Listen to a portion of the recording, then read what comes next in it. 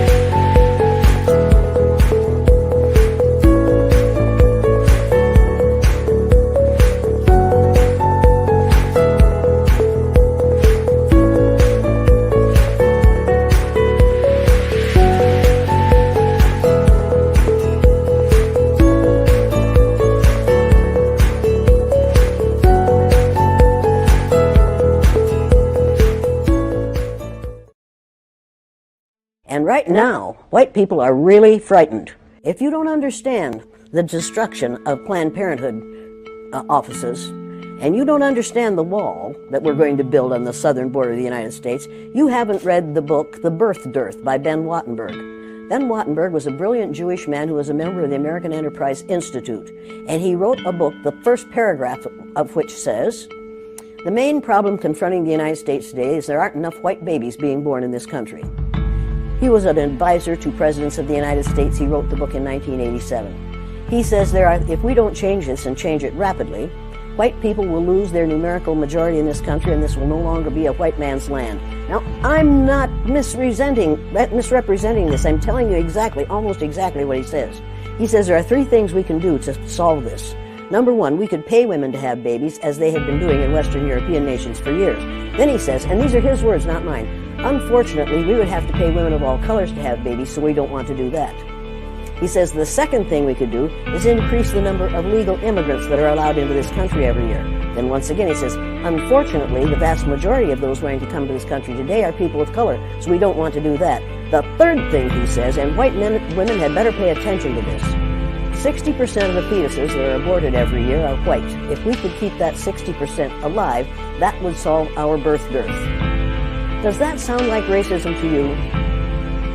And if it doesn't, I want to know why it doesn't.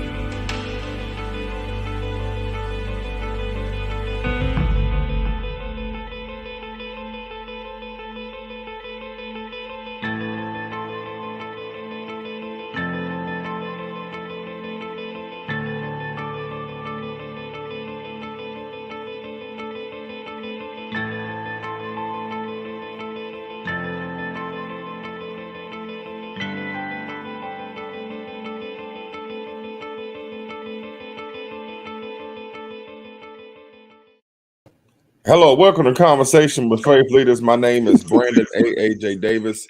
I'm the founder of Content Writing Service and Conversation with Faith Leaders, and I'm delighted to be able to come to you today to share with you a very needed and important conversation. And I'm happy to have with me again the incomparable Jane Elliot, who has been an educator of race and diversity within this country, who has written and spoken so much truth about our issues regarding racism, whiteness, hate, evil, the struggle of being in human harmony with each other. She has been a resource of help, a resource of knowledge and wisdom. And so, once again, I'm glad that she had time in her schedule to be with me today on Conversation with Faith Leaders to have this very important conversation in light of the Supreme Court's recent decision, the overturning of Roe versus Wade. So please help me welcome the incomparable, the amazing Jane Elliot. Hello, Cousin Jane. Well, hello, how are you? I'm well. How are you? Well, I'm well, but I'd rather be good. I'm working on getting good, and that's a little more difficult than getting well, don't you know? I understand. I understand. Me and you have that same similarity of where we are. Before I turn 40, that is my goal, to be good. Before I turn 90, that's my goal, and I only have a year and a half to go. My goodness. My goodness. My goodness. My goodness. I just recently had someone the other day to ask me, how old is Jane Elliot? I said, you know what? I really don't know. I think she's in her 80s. I'm not for certain. I said, Yes, but yes. she's doing an amazing job staying current with the technology and staying current with where we are within society. And so I really appreciate your wisdom, your candor, your honesty.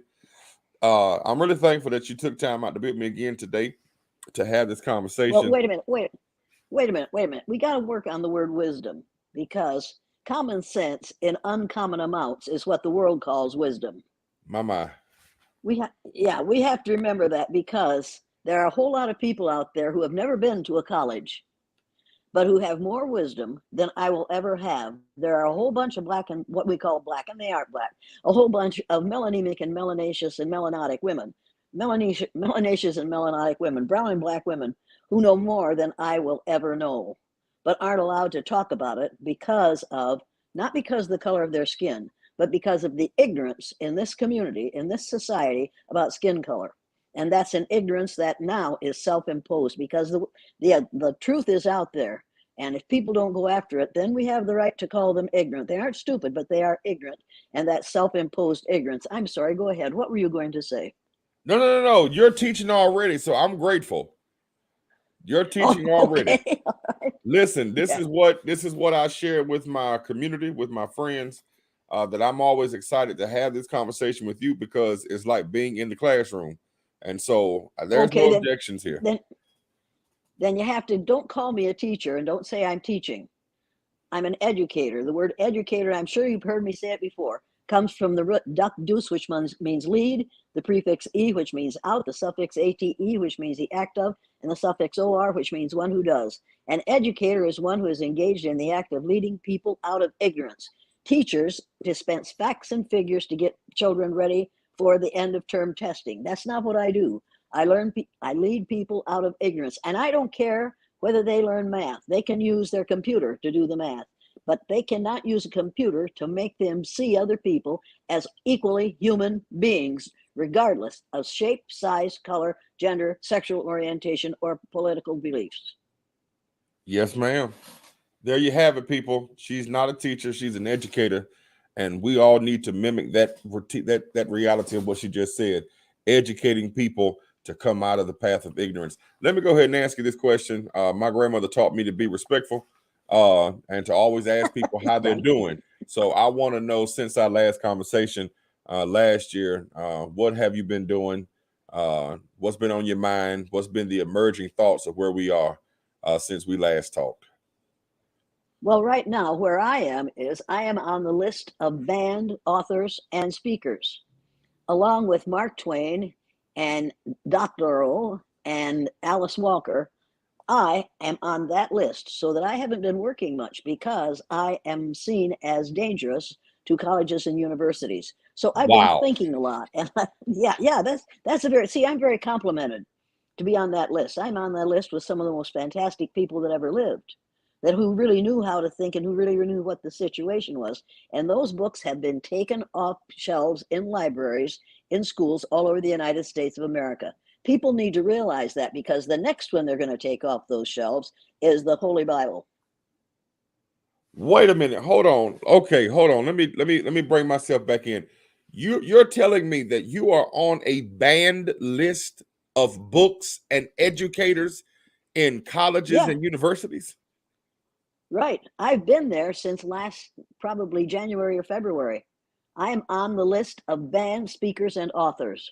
Now, I know that the book I wrote isn't a proper book because I'm not an author, and I know that. It's more like a diary because it's a description, I'm sorry, of what I've learned over the last 54 years doing this work. But evidently, it is seen as dangerous by those who are running this country or who were running the country with Donald Trump.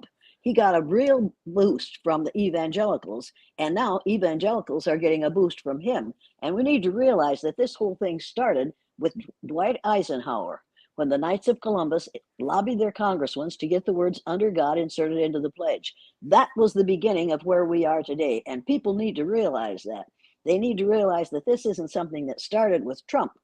This is something that started with the evangelical Christians who decided that the words under God belonged in the pledge. If they could get away with that, they could get away with a lot of other things. Everybody needs to read the books that Frank Schaeffer has written. I think most people aren't aware of what this situation is really all about. Wow. I'm completely floored by this. And as always, I got my pen ready to go with the list of book recommendations that you're giving in this moment. But you just really floored me here. I had no idea that you were on a banned list.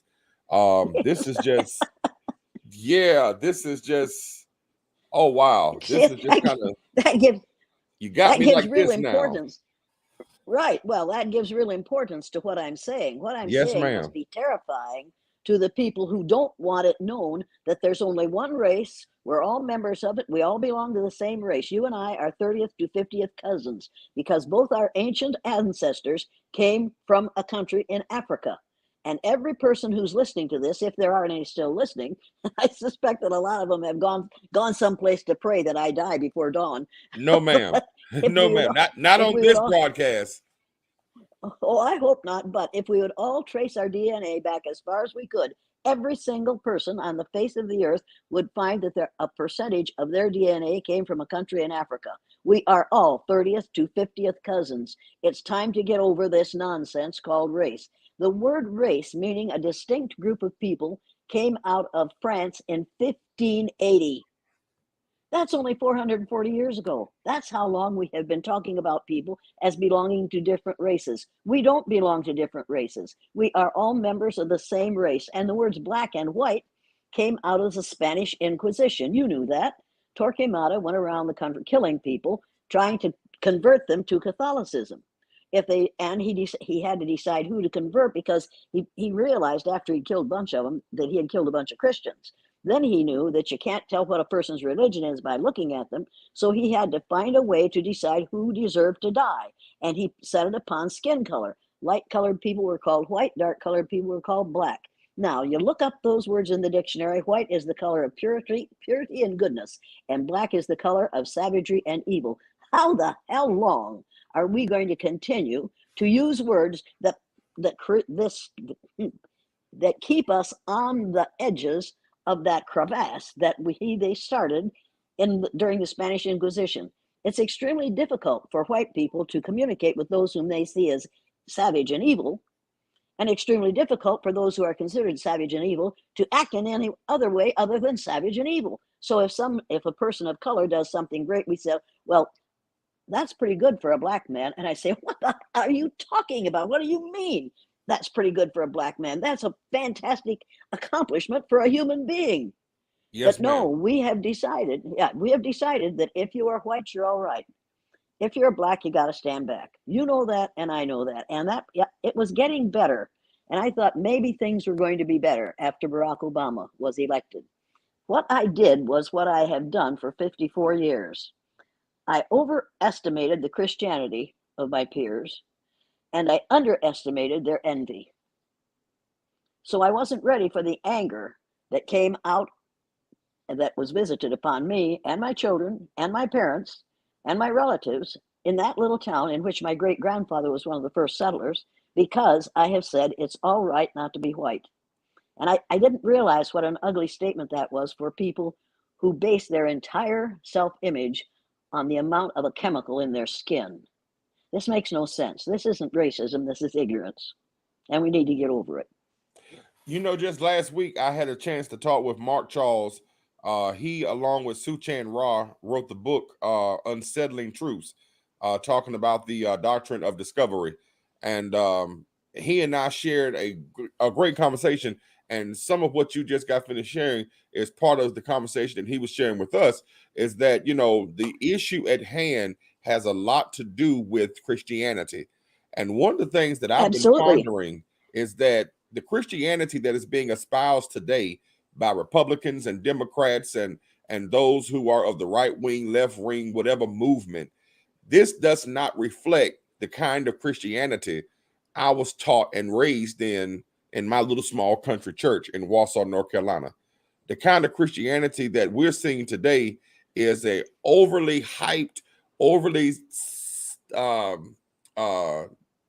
sentimental, sensationalized, political kind of Christianity that is only being used to incite fear and anger and to make white folks stand up and say, see, even they're coming after our Jesus.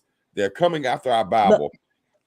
But None you of it see, makes our sense. Jesus, but our Jesus isn't your Jesus isn't the same as the Jesus of those who worship in the Methodist Church in Osage, Iowa, or any place else in the United States, because their Jesus is white, has light brown hair, has indiscriminate eyes, and came from a blonde-haired, blue-eyed, pale-skinned woman. That Yeah, isn't what Jesus looked like that's according to right. the Bible. According to the Bible, he had kinky, woolly hair and feet of bronze. Now, wait, one of the main differences between so-called white people and people of color is when white people come into a new environment, they immediately adjust the environment to fit their needs. That's right. When people of color come into a new environment, they immediately adjust their needs to fit the environment. So we white folks have done that only with the land, only with the water, with the air. We've also done it with the person we worship. And we don't want to bow to someone who looks like you. That's right. We want to bow to someone who looks like me. And so we have adjusted Jesus Christ to fit our needs because of our ignorance. I refuse to, of course, they asked me to stop coming to the Methodist Church a couple of years ago, several years ago, because the minister came out and said, could you do me a favor? I said, well, I will if I can. What do you want? He said, could you find another place to worship on Sunday morning? I said, well, yeah, but why would you ask me to do that? And he said, because my parishioners don't like the words you use. I said, oh, they don't like it when I call God she? He said, that's right. I said, well, you see, for me, God is a spirit and has neither color nor gender.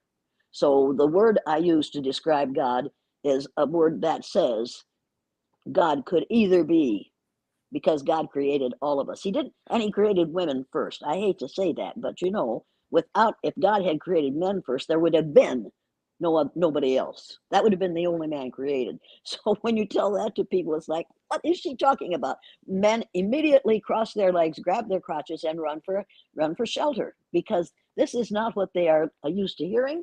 They don't want to hear it, and so I don't go to church in the Methodist Church anymore. But you see, that kind of Christianity that says there's only one way to see the Holy Father, there's only one way to see God, there's only one way to see Jesus. You have to see it our way or stay out of our way. That's not what Christianity is supposed to be about. You know, you had said in our email exchange, and let me just say for those of you who are listening, me and cousin Jane, we go back and forth on emails when I'm trying to get her to come on my show, because she's saying to me, are you sure you want me to talk? You sure you want to be exposed to this? And I'm telling you, this is the kind of conversations I live for. You could have been a theologian in the seminary, because one of the things that people are struggling with today is that, and I'm saying this because I'm gonna use my words of a colleague. Her name is Dr. Jamie Frederica Edie Chisholm.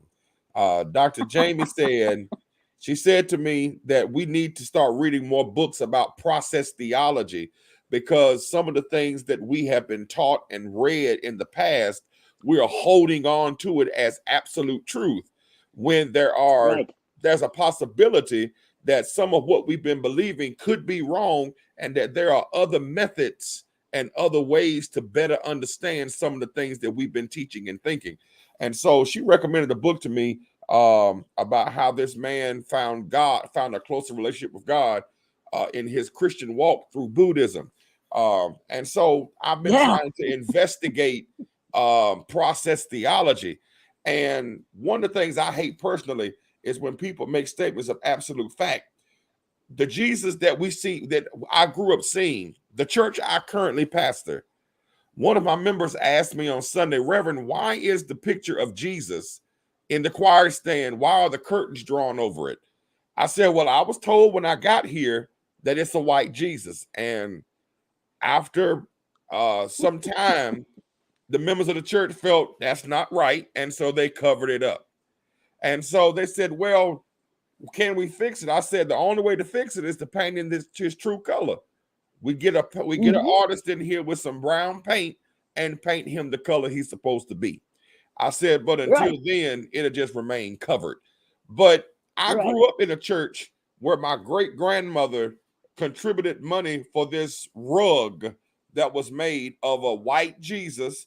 And when my dad became the pastor of the church, the man who raised me, when he became the pastor of the church, he took it down.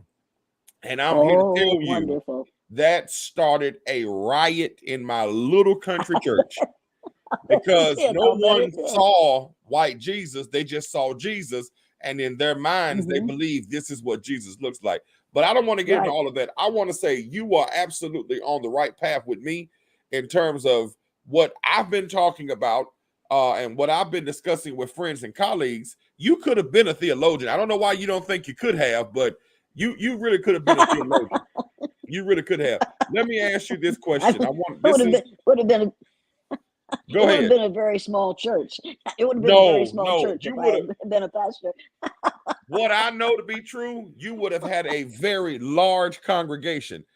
And let me say this, you're welcome in the AME church.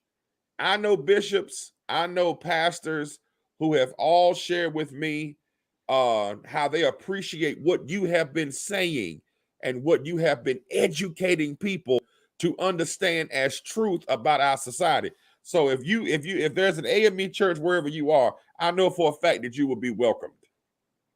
Okay, I'll try that next. Let me ask you this question. What were your immediate thoughts about the Supreme Court's decision to overturn Roe v. Wade?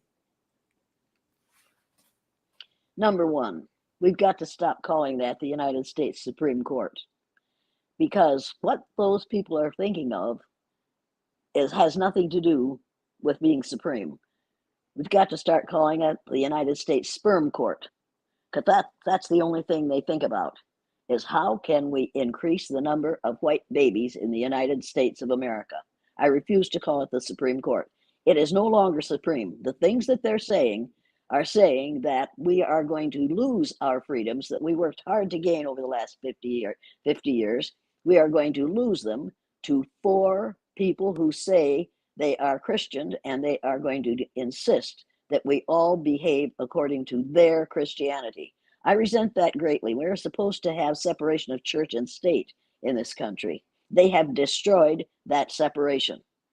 It began with Eisenhower letting the words "under God" be put in the pledge. Now we have to go over it all over again and say, no, you cannot. You cannot make the so-called Supreme Court a religious body. You cannot do that. We cannot allow this country to be ruled by people who think there's only way to worship, and that's the Christian way. I was extremely upset by that, and I am still upset by that. I've never had an abortion. I've had 4 children, but I have also never had, as the President of the United States, probably one of the world's few survivals of abortion. This man does not think like a fully formed, fully developed human being. And he is allowing a whole lot of people to believe the way he does, and they're following him as if he were the Pied Piper. This has to stop. We have to realize how dangerous this man is.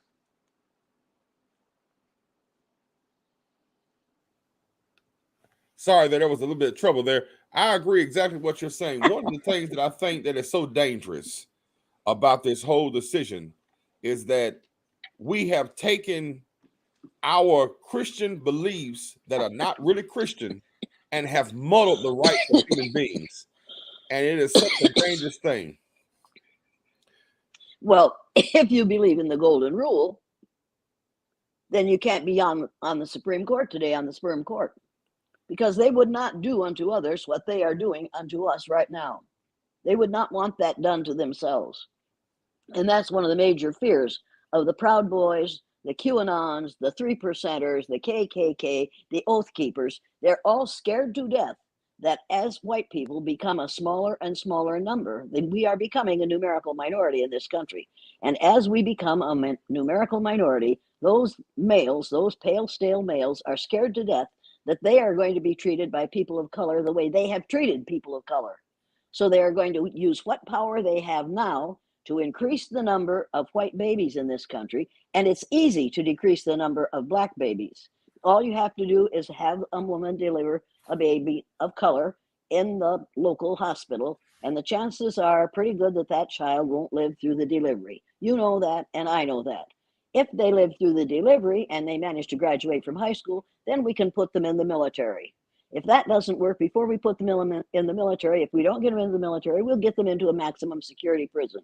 We've been doing that for years. We know exactly how to limit the number of particularly what we call black babies. We aren't as careful about brown babies. We have to be more careful with them. But we have been killing children of African, what we see as being of African descent, and it's obvious we have been killing them for 300 years in this country. If you think we haven't, you need to look at the statistics. Look at the statistics that are kept in hospitals as to how many children, how many black, so-called black mothers take their babies home with them. You know, if we go ahead. No. I was going to comment on what you were saying. I was on a committee. I shared with you last year. I was on a committee when I pastored in Youngstown, where they was addressing the issues of black women's health in the city of Youngstown, and that committee was sharing with me the statistical information about how black women are treated in the local hospital and in the health field, period. How they are not believed when they're telling the doctor that they feel pain, especially when they're pregnant, how they are not believed, how nothing is done, how doctors have totally ignored their health concerns, have ignored their need for specific health intervention. And all of that just makes more sense to me, that this is a part of an effective plan that has been trying to diminish the number of black babies being born in this country. And more so in the last 50 years. Yes, ma'am. After the civil rights movement, pale-faced people, those who are melanemic, got really upset and got really frightened. And so at that point, they had to start doing what they had to do to limit the numbers of people of color that remain free in this country. And people of color have been free in this country for a very short time. You're right. One of my good friends has joined in. She's commenting in the comments. Dr. Diana Watkins Dickerson, who teaches at the University of Memphis, she said black women are 4 times more likely to die in childbirth than their white counterparts. And she made another statement earlier. Go ahead. You think that's an accident? Right. Exactly. She also said that the white fragility within the patriarchy is what's troubling her the most. The whole issue behind the decision. But wait a minute. We've got to stop referring to what white people are going through as white fragility. This isn't white fragility. This is white self-imposed ignorance. And as long as you remain ignorant, you will be accepted by the ignorant people in your community. I know that because that's what I have done. I have refused to remain ignorant in this area. And so nobody would refer to me as suffering from white fragility, nor do I refer to other people as suffering from white fragility. What they are suffering from is the determination to remain ignorant so they don't have to face reality and the truth. It says in our Bible, ye shall know the truth, and the truth shall set ye free. Well, the truth is we're all members of the same race, and skin color has nothing to do with intelligence or with our worth as a human being. Listen here, Dr. Watkins, you heard what she said. She's educating even in this moment. I want to keep our conversation flowing. Explain your thoughts that was in the video that I played earlier. Explain your thoughts regarding Ben Wattenberg's book Birth Dearth and the connection to racism. You can't find the original Ben Wattenberg's Birth Dearth book. It was written in 1987, and the first, and I couldn't get the sound on what I saw with that interview. But Ben Wattenberg wrote a book in 1987, and he was a member of the American Enterprise Institute and gave advice to presidents of the United States.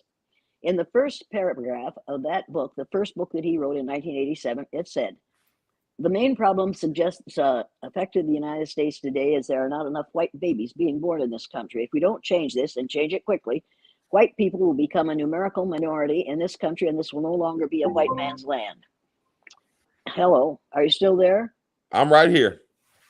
Okay, then he went on to say there are 3 things we could do to change this. Number 1, we could pay women to have babies as they have been doing in European nations for years. Then he says, unfortunately, we would have to pay women of all colors to have babies, so we don't want to do that. He says the second thing we could do is increase the number of legal immigrants that come into this country. Once again, he says, unfortunately, the vast majority of those who come into this country are people of color, so we don't want to do that. He says the third thing we could do is remember that 60% of the fetuses that are aborted every year are white. If we could keep that 60% alive, that would solve our birth dearth. Now, that's what he said in that first book, The Birth Dearth. I read it. I was furious. I bought 3 copies of it. I loaned it to people, and they never came back. So then I bought the copy of the next issue, the next publishing, and it has none of that in it. It's full of charts and tables and graphs. And the minute I picked it up and started to read, I thought, oh my God, Benjamin Disraeli said, there are 3 kinds of lies, damn lies, and statistics. This book is full of statistics, so that he says what he wants to say, but you have to dig it out of the statistics in order to get what he's trying to tell you. You cannot find a copy of the first Ben Wattenberg Birth Dearth. I have looked, and all I get are copies of the new one, which people send me, and some of them are paying $65 for a book that's full of garbage because he doesn't dare say what he was really thinking. So we'll put it in statistics. And of course, people aren't going to understand those statistics, but they would have. And I did understand what he said in that first edition. It was criminal. And he was giving advice to presidents of the United States in 1987. Now, along comes Donosaurus T. Rump. And I find out after reading the book, When at Times the Mob is Swayed, that in Donald Trump's bedside table in a locked drawer, he has the writings of Adolf Hitler in the book, The New World Order. Everybody needs to read the book, When at Times the Mob is Swayed, and they'll realize why we must put a stop to his demands that he's going to be reelected in 2 more years. We have to put a stop to this. This man, he's not the dangerous one. His followers are dangerous, extremely dangerous, because they're extremely ignorant. Now, I didn't say they're stupid. They aren't stupid. You can't fix stupid, but you can fix ignorance with real education, and that's what we have to do. Listen, did I answer your question? You did. Oh my goodness. I'm trying to write. I'm trying to get these books down.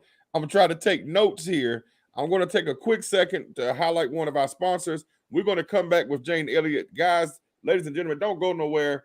She's educating today, and you guys need to get this information. Brothers and sisters, get this information, because she's already shared with us that she's on a banned list of authors and writers, educators in this country. So we need to take advantage of this opportunity we have with Cousin Jane. My colleague, Dr. Elliot, my colleague, Dr. Kerry Stanley, he says that he wants you to talk to his class. He is a teacher in Michigan, in Pontiac, Michigan. And so he wants to schedule an opportunity for you to speak to his students. And so I will make sure that he gets your email so we can make that connection, and hopefully that will happen very soon. But you guys stay right there. She's educating today, and I'm loving it. And right now, white people are really frightened. If you don't understand the destruction of Planned Parenthood offices, and you don't understand the wall that we're going to build on the southern border of the United States, you haven't read the book, The Birth Dearth by Ben Wattenberg. Ben Wattenberg was a brilliant Jewish man who was a member of the American Enterprise Institute, and he wrote a book, the first paragraph of which says, "The main problem confronting the United States today is there aren't enough white babies being born in this country." He was an advisor to presidents of the United States. He wrote the book in 1987. He says if we don't change this and change it rapidly, white people will lose their numerical majority in this country, and this will no longer be a white man's land. Now, I'm not misrepresenting this. I'm telling you almost exactly what he says. He says there are 3 things we can do to solve this. Number 1, we could pay women to have babies, as they had been doing in Western European nations for years. Then he says, and these are his words, not mine, unfortunately, we would have to pay women of all colors to have babies, so we don't want to do that. He says the second thing we could do is increase the number of legal immigrants that are allowed into this country every year. Then once again he says, unfortunately, the vast majority of those wanting to come to this country today are people of color, so we don't want to do that. The third thing he says, and white women had better pay attention to this, 60% of the fetuses that are aborted every year are white. If we could keep that 60% alive, that would solve our birth dearth. Does that sound like racism to you? And if it doesn't, I want to know why it doesn't.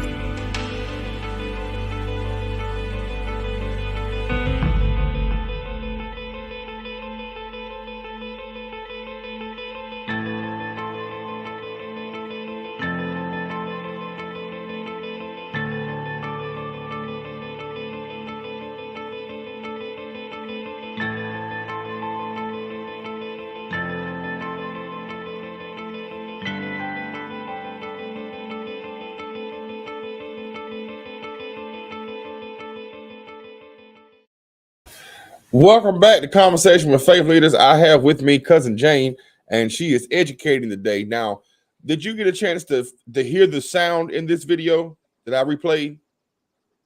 It was what I just said. Right. So I want you to comment on the ending. You said, if this doesn't sound like racism to you, I want to know why. That's what I mean. There's an article that I read recently. The author was Carla Bell. She was a 2019 intern at Yes Magazine. The article was titled Race Against Time, How White Fear of Genetic Annihilation Fuels Abortion Bans. And I put quite a few of her comments in that video. One of the things that she said, the recent spat of anti-abortion legislation, and this is 2019, the recent spat of anti-abortion legislation is rooted in white extinction anxiety and carries out a long tradition of white people controlling the lives and reproduction of people of color. That's right. She's absolutely right. And the way to fight this is, the way for black and brown women to fight this is have babies. Have lots and lots of babies. And make damn sure that the doctors pay attention to you and realize that you are going to get a midwife who believes in a woman's right to have the child she wants, and then have that child in a safe place so that it will leave the delivery room whole and alive, and just have lots of babies. You got to beat them at their own game. If they think that they have the right to tell a woman what to do with their life, and I'm telling you, until some male has carried a child, and I'm not thinking about trans, I'm thinking about males who think they are genetically pure male, until one of them has had the opportunity to carry a living being within themselves for 9 months and then expel it through something, that thing that is now the size of an orange, and expel it through this hole the size of a pea, until they can do that and do it regularly, they ought not to tell women what they can do with their bodies. Until some male has produced by himself a living being from his body, and I don't mean sperm cells, that's a whole lot of fun, but it's not that much work. Until they can do it, they had better stop trying to tell women what they can do with their bodies. You have to remember that it takes 2 to make a pregnancy, but we expect the woman to be totally responsible for the results of the act that causes a pregnancy. This is not right. It takes 2 people to create that child. And unless we are going to allow people to take out life insurance on that child, the moment of conception, we best stop referring to that child as a living person. Come on, people, Try to get life insurance on that child the first 2 weeks after conception, and you'll find out that it is not considered a living person until it is expelled from that woman's body.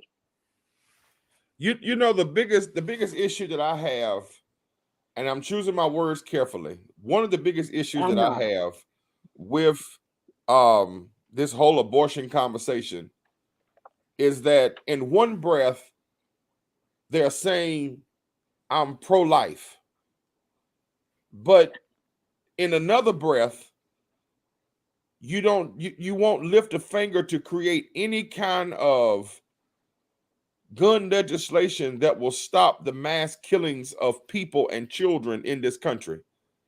I read a statistic just a few days ago. I wanted to make sure my numbers were correct. Since 1985, 66% of the mass shootings in this country since 1982, was conducted by white people. And that surprised you? It didn't surprise me. I remember you're correct when you talked about statistics. Lies, damn lies, and statistics. I think that's going to be my new slogan from now on. But I remember when I was in college, I was a social science major. I didn't want to just learn the Bible, so I wanted to make sure that I had a degree where I can do something with it. So I majored in social science at Allen University. And I remember in my statistics class, my professor sharing with us that the number of crimes being committed in this country is not from black people, it's from white people. And she said, if once you stop believing the hype and the narrative that we're the ones doing all of the killing in this country, Right. she said, then you will be on your path to learn the truth about what is really going on in these United States.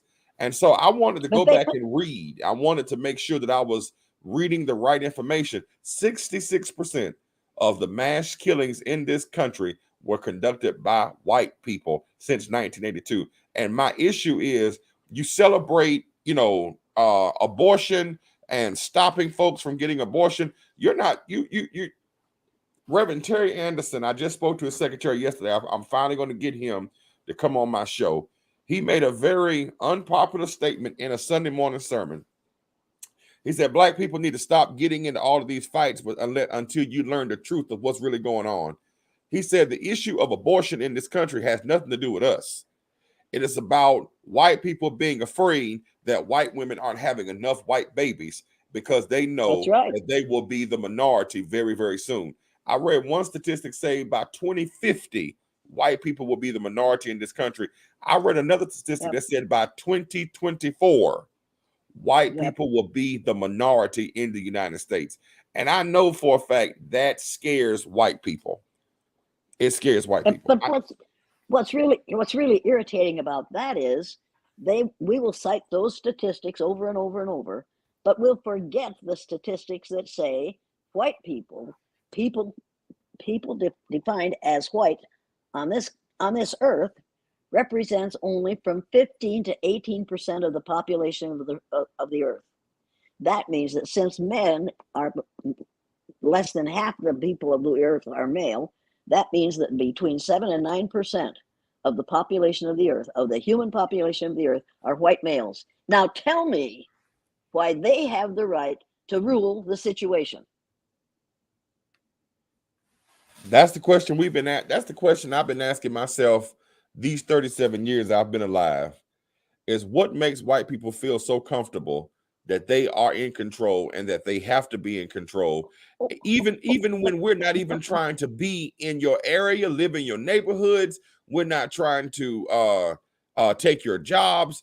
We simply are trying to live and to be left alone. But the black man and woman is a threat to white people, and I don't understand it, because even in those spaces where we just want, Marcus Garvey didn't say, give me what you got, let me have what I deserve to have in this country and leave me alone. That's the essence of what he talked about. And when he realized that he couldn't get it, he tried to create a movement of taking black people from America back to Africa. Abolitionist Frederick Douglass, he said the same thing. Oh, but that whole thing is going to be solved. That's the reason I don't get terribly upset about what's going on right now, because that's going to be solved. Because of the hole in the ozone layer, more and more sunlight is being allowed to enter our environment. And more people who are melanemic, who don't have enough melanin in their skin to protect themselves from the damaging rays of the sun, are going to die of melanoma, which is a cancer that you get because you don't have enough protection from the rays of the sun, and it travels throughout your body. It doesn't stay on your skin. In a very few years, within 20 to 25 years, people in this country, pale faces, are going to realize that if they want their children, their grandchildren, and their great grandchildren to live in the future, they're going to have children that have more melanin in their skin. You're going to see in your lifetime, probably not in mine, but in your lifetime, you're going to see pale faces pursuing people of color so that their children, grandchildren, and great grandchildren will live longer. That may be the only really positive result of climate change. It is happening. It's going to happen. I'm angry that we have to wait for it to happen before we realize that every human being is one of my 30th to 50th cousin, and you'd better not abuse them while I can see you do it. Because the future of this nation, the future of the earth, depends on young people who believe in the humanity of all people, not just the humanity of white folks. You know what, cousin Jane, I don't have to wait to that point to see white people pursuing black people so they can produce melanated children. All I have to do is just drive the 4 hours to Xenia, Ohio, or Wilmington, Ohio. I mean, I've never in all my life until I moved to Xenia, Ohio in 2007 did I see so many mixed race children. And I began to ask my pastor. Wait. Do not use the phrase mixed race children. They are not mixed race children because there's only one race. Yes, ma'am. Use the word mosaic. Yes, ma'am. A mosaic is something new and beautiful and unique and made of many elements. Yes, These ma'am. are mosaic children. They are not mixed race children. Somebody walked up to me not too long ago and said, I'm a biracial child. I said, oh, which of your parents came from outer space? Well, neither one. Well, then, honey, you are biracial. And she walked away very quickly. She was furious that I would say to her, no, you are not biracial. But she is absolutely convinced that members of two different races got together to make her. You need to read this in the magazine. Did I show you this the last time we talked? Yes, ma'am. And I've been trying to buy a copy of that. I can't get it. Did you write to National Geographic? Did you write to National Geographic? I emailed National Geographic. I gave them the date when it was published. I've seen that magazine before you showed it to me. And after you showed it to me, I tried to purchase a copy of it. They gave me a link to download a digital version. The link did not work. They wanted like $6.99, $8.99 for a digital copy. I've been trying to buy that magazine, that edition. Well, do what I would do. Go to the library and steal it. Nobody wants to read it anyway. Yes, ma'am. Yes, ma'am. Yes, ma'am. I bought this one. In fact, I bought 4 of these when I bought it, and I gave them to my children because I said, you got to read this, and you've got to have it in your home. Even if you don't read it, you have to have it in your home. And each one of them treated it in a different way. One of them put it on the shelf, and the rest of them put it away because they're in situations where if somebody sees this on their coffee table, that person won't come back because obviously they are my children, and they are the sons and daughters of the town's only N-word lover. And I say to them, kids, look, here's the way it is. Would you rather be a lover or a hater? Well, a lover. Well, then just get used to being called the N-word lover. It's better to be a lover than a hater any day. It doesn't affect you negatively. It doesn't mess up your digestive system to love somebody. I want to highlight. So Dr. Patricia Wright, she put in her comment. She was very excited for me to have this conversation with you because she herself done some work with the. I'm trying to get the right name here. I think it was the Education Association where they took your diversity training for educators. She worked with that and implemented that, I think, on a university level. But she said many people think it's all a big hype to claim that banning abortion would increase the number of white babies. They are being given statistics out of context.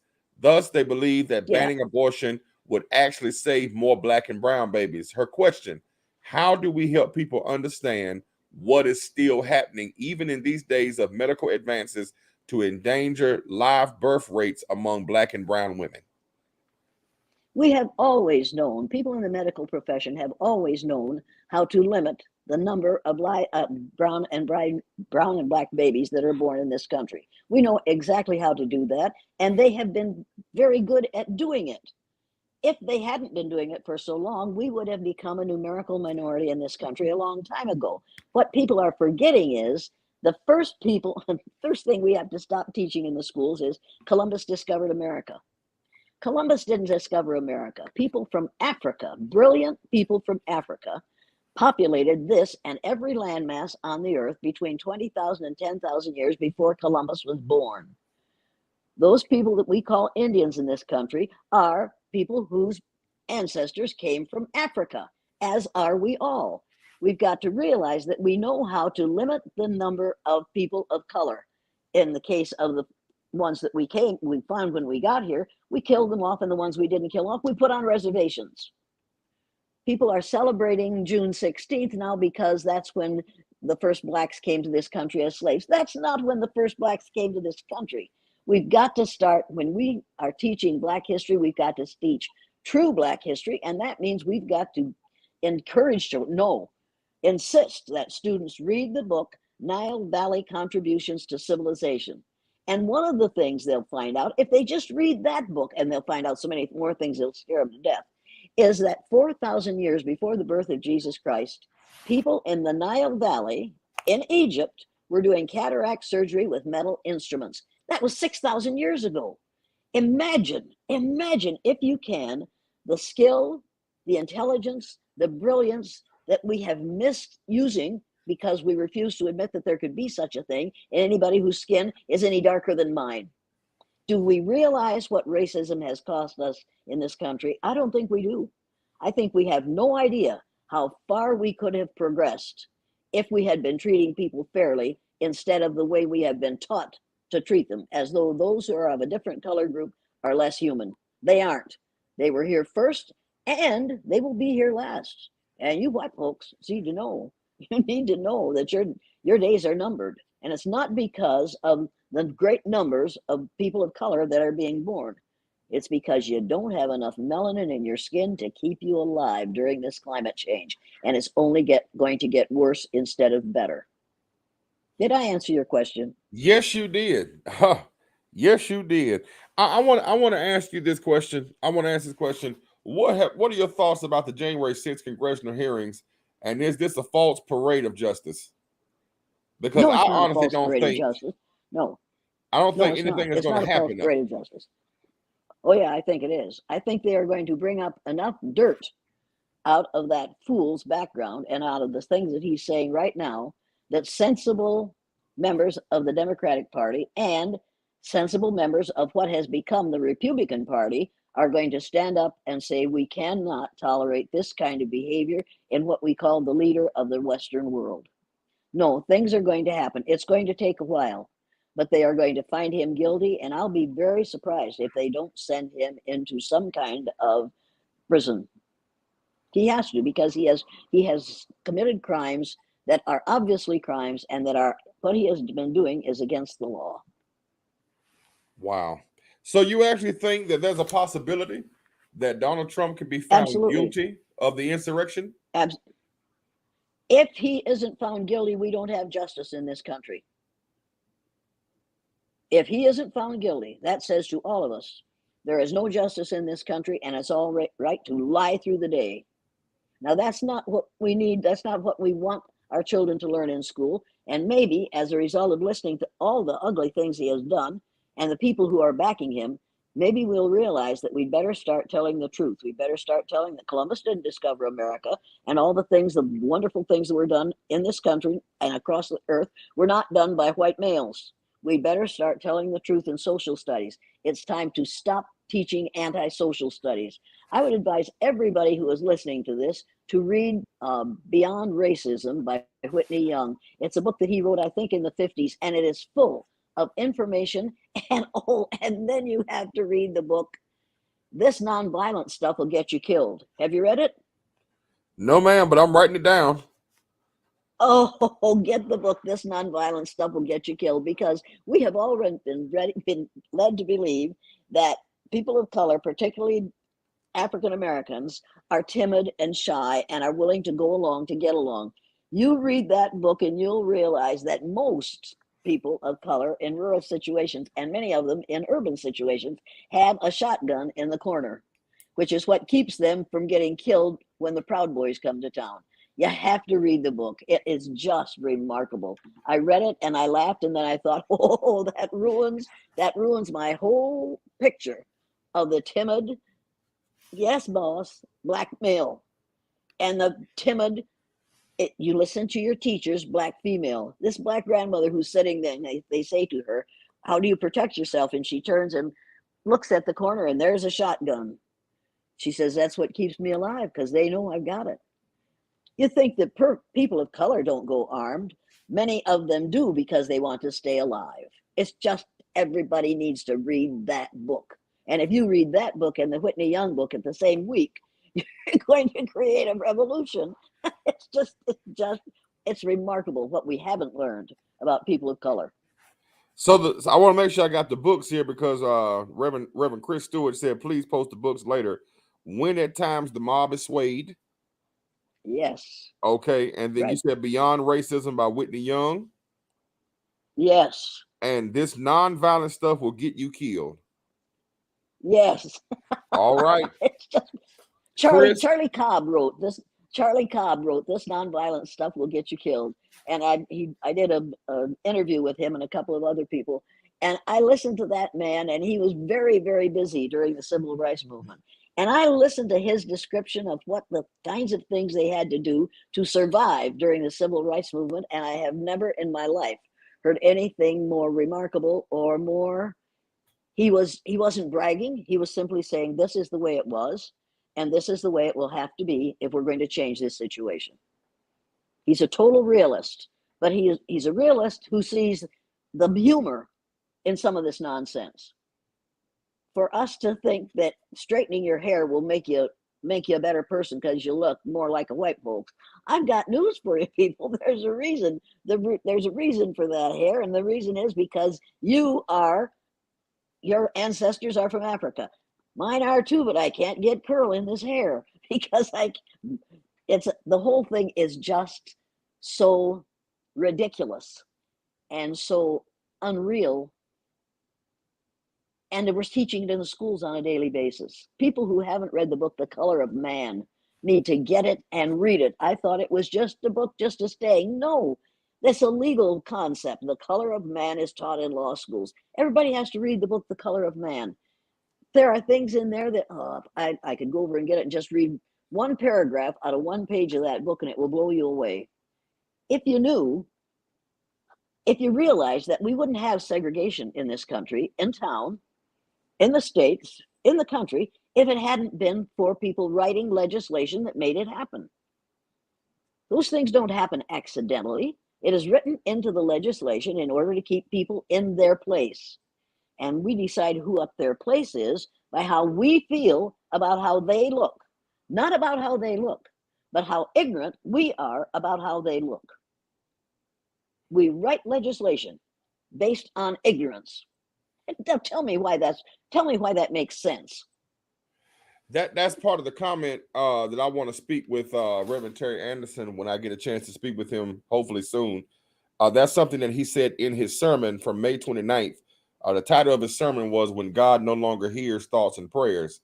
And he addressed both sides of the spectrum that I think was important for a pastor to address: the issue of abortion, the issue of racism, the complicity of white people in this country contributing to the furthering of racism and hatred, evil, etc., and then the role of African Americans in the fight for justice, where we need to pick up the hatchet, pick up the baton, and in the areas where we need to kind of let some things go. But that's something that he said in his sermon. But wait. Wait, the first thing we have to do is change our language. Stop calling people white and black. If you don't have enough iron in your blood to keep you healthy, you're anemic. If you don't have enough melanin in your skin to protect your cells from the damaging rays of the sun, you must be melanemic. You're not white, you're melanemic. If you have more melanin, you're melanaceous. Rhymes with gracious and spacious and efficacious. If you have a lot of melanin, you're melanotic. And the word melanotic is in the dictionary, and it means having a lot of melanin in your skin to the point of almost being black. I want the words melanemic and melanaceous in the dictionary before I die. And if you want me to die tomorrow, put them in there today and I'll take me out. But I want those words in the dictionary right along with melanotic, because they say something that it has no negative connotation. You simply have less melanin in your skin, you're melanemic. You have a little more, you're melanaceous. You have a lot, you're melanotic. You are not black and white. We are not black and white. And if you read that National Geographic magazine and see the pictures of the different people in it and see that they are all shades of brown, that's what we need to do. We need to start calling people what they are instead of black and white. Now, I know that people who call themselves black want to be called black because of the way they've been treated over the years, and they want to be seen as black in a positive way. It ain't gonna happen. As long as in the dictionary black stands for savage and evil, and as long as white stands for pure and good, we'd better stop using those two words to describe human beings.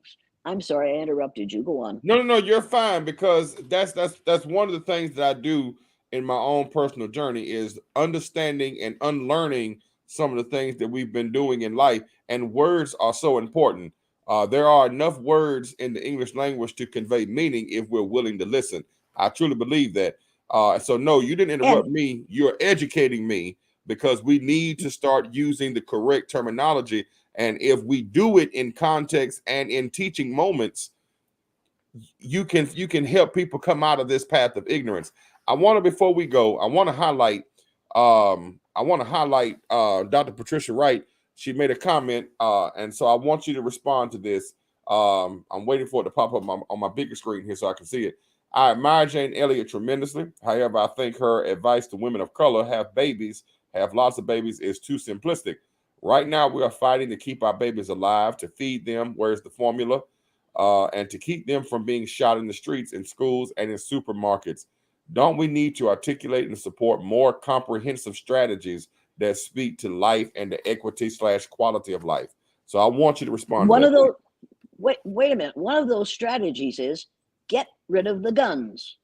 Now, make no mistake about this. When we have over 400,000 guns, for over 400 million guns in this country, that's more guns than there are people. And the way to get rid of guns, particularly the assault rifles, is say to the manufacturers, if somebody kills somebody else using a gun that you produced, you will pay the people who are the survivors $1 million a piece, or a whole lot of money a piece, because the thing that you produced is the reason this person is dead. And they'll say, I didn't shoot the gun. No, you don't understand. This person would still be alive if it hadn't been for the gun that you produced. It's time for us to stop making the people who are manufacturing the way to kill people of all colors, make them pay for doing it. Now, people sell guns because it makes money for them. These assault rifles are expensive, and the people who make them are making a lot of money off them. They are making money off murder. Make no mistake about that. Only when hey, the number of people of color in this country is terrifying people right now, white people. I want them to be terrified to death. I'm sorry, but we have to realize that you cannot continue to treat people the way the person who just called in realizes they are being treated. We can't continue to do that and call ourselves a civilized nation. We are not a civilized nation, and we are behaving in extremely uncivilized ways, and we're getting away with it. Look, we make people, when in the 30s, the 20s and 30s and 40s, we refused to allow people to make bootleg hooch. You could go to jail for it because it was bad for people to drink alcohol. So we put them in jail for doing it. Guns kill people every day. Why are we allowing them to be produced and sold in this country when we know what they're being used for? Do you really think you need a gun?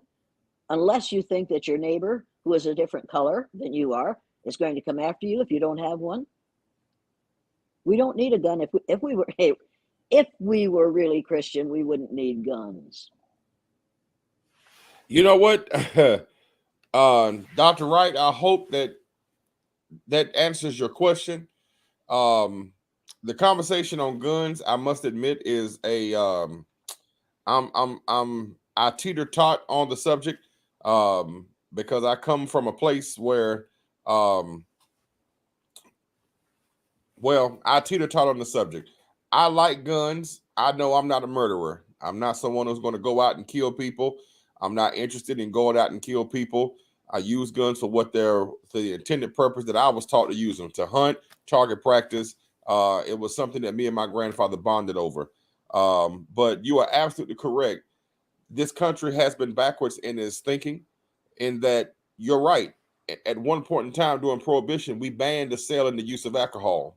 It didn't really stop with those who had the money and the resources to get it, but we banned the use of and the sale of alcohol in this country. We've never said anything about banning the use and the sale of guns in this country, and gun violence has contributed to more deaths in this country than anything else.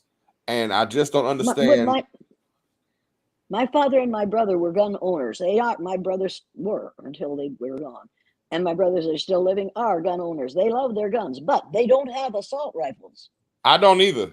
There's a big, yeah, I'm sure you don't. There's a big difference between a rifle, a shotgun, a revolver, and an assault rifle. It takes you more than a few minutes to kill a bunch of whole bunch of people with one of those other guns. But with an assault rifle, you can do it in seconds. There is no necessity for assault rifle among civilians. That is a gun that is supposed to be used in defense of your country. It is not supposed to be used by the average person who's going out to hunt pheasants. And by the way, I have 160 acres of land on which the pheasants are going crazy. And you're absolutely correct. The season is coming. You're absolutely correct, and that's the argument that I have made personally. Is that what is the sense of using an assault rifle? Why do you need an AR-15? You can't hunt with it. You can't Nope. take down a deer with it, because if you did, you destroy the meat that you're trying to eat and preserve. So what's the point of using an AR-15 other than to do something that you have no business doing? That young man who escaped justice, Kyle Rittenhouse, used an AR-15. Ever since he escaped justice, he has now become a Twitter celebrity. Schools and organizations have invited him to come and speak at their schools and to speak at their festivals. And he's posting pictures on Twitter of the new guns that he's getting. And all they're doing is making more dangerous guns. And all of that has to be fueled by racist hate for African Americans or any other person of color in this country, any other melanated person in this country. No, it's fueled by ignorance. It's fueled by total ignorance. They don't know what those guns are made for, but once they get them in their hands, they want to see how well they can use them. It's a temptation that they never have been exposed to. And if we would charge the people who are producing those guns every time someone is killed with one of those assault rifles, they would soon stop putting assault rifles on the market. We could find them out of business, and that's what we're going to have to do. I agree.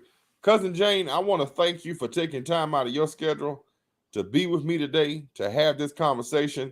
It is always a learning experience to be educated. Thank you for helping me to articulate this conversation. And I just want to give space for you to share a final thought with our listening audience before we go. 3 simple things. Without Jews, there would be no Christians or Muslims, period. Number 2, without blacks, there would be no whites. Number 3, without women, there would be no men. Get over your anti-Semitism, get over your racism, and get over your sexism, because it's unreal, and it only proves how ignorant you are. Listen, Brothers and sisters, you all have been educated today by Cousin Jane. I want to thank her again for taking time out of her schedule to talk with me today. I have enjoyed this conversation. I pray that you all have learned something today that will help you to better understand what we've been seeing, hearing, and experiencing in this country. I will later on post on Facebook and on the church's the show's page the list of books that she gave us. I hope that you would take the time to go to Amazon or wherever you buy your books to get those books. I look forward to having these kinds of conversations because it allows me to bring to the listening public something other than just an opinion. We need someone who can give us real facts, who can back those facts up with proven research and evidence of what is being espoused. And so I thank Jane Elliot for being the person that she is, for taking the time out of her schedule. 89 years old, and she's still educating. 89 88, years don't old. make it worse. Listen, 88, this don't is, make it worse. I mean, 89 years old, and you got AirPods in your ear, and you're streaming live with me. You're keeping up with the technology. I love it. Thank God for it. I really appreciate it. And again, I just can't thank you enough for you sharing with me today.